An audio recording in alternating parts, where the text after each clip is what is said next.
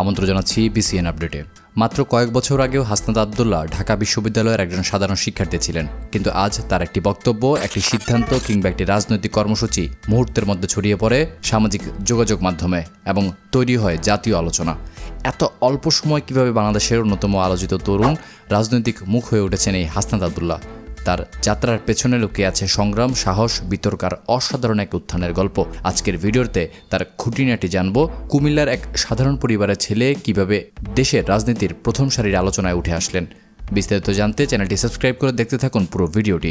1998 সালে কুমিল্লার দেবিদ্বার উপজেলার এক সাধারণ পরিবারে জন্মগ্রহণ করেন মোহাম্মদ আবুল হাসনাত, যাকে আজ সবাই হাসনাত আবদুল্লাহ নামে চেনেন। ছোটবেলা থেকে পড়াশোনার প্রতি ছিল আলাদা আগ্রহ। পরিবারও চেয়েছিল তিনি উচ্চশিক্ষা নিয়ে নিজের একটি পরিচয় গড়ে তোলেন। সেই স্বপ্ন নিয়ে তিনি ভর্তি হন ঢাকা বিশ্ববিদ্যালয়ের ইংরেজি বিভাগে। বিশ্ববিদ্যালয় জীবনই তার জীবনের সবচেয়ে বড় মোড় হয়ে দাঁড়ায়। ক্যাম্পাসে বিভিন্ন সামাজিক ও শিক্ষার্থী সংক্রান্ত বিষয় নিয়ে সক্রিয় হতে থাকেন তিনি। ধীরে ধীরে নেতৃত্বের গুণাবলীর প্রকাশ পেতে শুরু করে। তবে তখনও খুব কম মানুষই জানতেন এই তরুণ একদিন জাতীয় রাজনীতির অন্যতম আলোচিত মুখ হয়ে উঠবেন। 2024 সালের বৈষম্য বিরোধী ছাত্র আন্দোলনই বদলে দেয় তার সবকিছু। আন্দোলনের অন্যতম সমন্বয়ক হিসেবে তার বক্তব্য, উপস্থিতি এবং সাংগঠনিক ভূমিকা থেকে রাতারাতি পরিচিত করে তোলে সারা দেশ জুড়ে।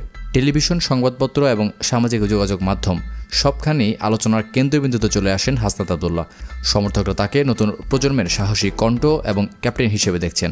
আবার সমালোচকরাও তার কর্মকাণ্ড নিয়ে বিভিন্ন প্রশ্ন তুলছেন প্রতিনিয়ত। তবে একটি বিষয় সবাই স্বীকার করেন, অল্প সময়ে তিনি দেশের রাজনৈতিক আলোচনায় শক্ত অবস্থান তৈরি করতে সক্ষম হয়েছেন। আন্দোলনের পর তার রাজনৈতিক যাত্রা আরও গতি পেয়েছে। তিনি ন্যাশনাল সিটিজেন পার্টিতে যুক্ত হয়েছেন এবং পরে দক্ষিণাঞ্চলের মুখ্য সংগঠকের দায়িত্ব পান। এরপর জাতীয় নির্বাচনে অংশ নিয়ে কুমিল্লা 4 আসন থেকে সংসদ সদস্য নির্বাচিত হয়েছেন। তরুণ বয়সে সংসদে পৌঁছানোর ঘটনাটি অনেকের কাছেই ছিল বড় চমক। তবে আলোচনার কেন্দ্রবিন্দুতে থাকলেও ব্যক্তিগত জীবনকে বরাবরই আড়ালে রাখতে পছন্দ করেন হাসনাত। পরিবার নিয়ে খুব বেশি প্রকাশ্যে কথা বলেন না। কাছের মানুষদের মতে ব্যস্ত রাজনৈতিক জীবনের মাঝেও পরিবারকে সময় দেওয়ার চেষ্টা করেন তিনি যখন এসএসসি পরীক্ষার্থী ছিলেন, ঠিক তখন তার জীবনেও প্রেম এসেছিল, কিন্তু পারিবারিক সম্মতি না থাকায় পরবর্তীতে সেটা আর কখনোই কন্টিনিউ করেননি। শেষ পর্যন্ত 2024 সালে তিনি বিবাহ বন্ধনে আবদ্ধ হয়েছেন।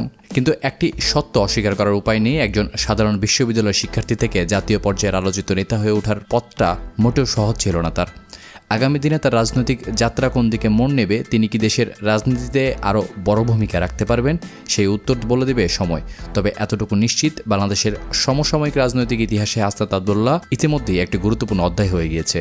এই ছিল দর্শক আমার হাতে থাকা হাসনাত আবদুল্লাহর সংক্ষিপ্ত জীবন কাহিনী। পরবর্তীতে আলোচিত কোন ব্যক্তির সম্পর্কে জানতে যাচ্ছেন, তার জীবনের খুঁটিনাটি জানাতে পারেন কমেন্ট বক্সে। এতক্ষণ সঙ্গে থেকে ভিডিওটি দেখার জন্য আপনাকে ধন্যবাদ।